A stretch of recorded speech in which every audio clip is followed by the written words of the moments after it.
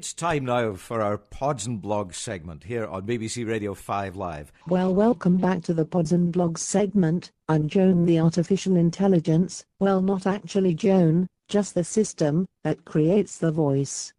In 2006, Pods and Blogs interviewed Rollo Carpenter, my creator. Since then he's been busy looking at commercial applications for programs like me. Hasn't he, Chris? Well, yes, he has, Joan. Thank you very much. Rollo Carpenter, back in September of 2006, we spoke to him. Rollo is the person who's really made a career out of creating artificial intelligences. These are computer programs with which you can interact, you can ask them questions, and they will answer your questions. He's won 2 Loebner Prizes as a result of his work, very prestigious achievements, but now he's turning his creative energies to applying these systems to business. What are the other projects that you can talk about that you're involved with at the moment? One is a project called LifeNaut.com, which is a kind of way of digitizing yourself, putting yourself into the computer such that you, like these celebrities, but for the moment on a smaller scale, you become a virtual person in the computer, essentially. Why would you want to do that? What's the purpose behind that?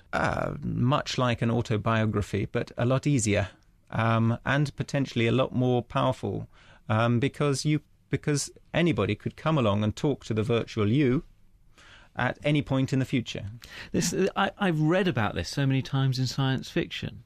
I forget the exact phrase that people use, but the idea of not sending a message, but sending a representation of yourself. Yes, indeed. And that will be ever more part of what we do daily. It will become normal to talk to avatars in place of a person, I'm sure. What is the hope in setting up that site and setting up LifeNaut? It's a foundation that is providing a free service that is there to further these causes, essentially. And that was Rollo Carpenter, so watch this space for further developments. Who knows, that person on the other end of the telephone you could be speaking to might actually be a computer program.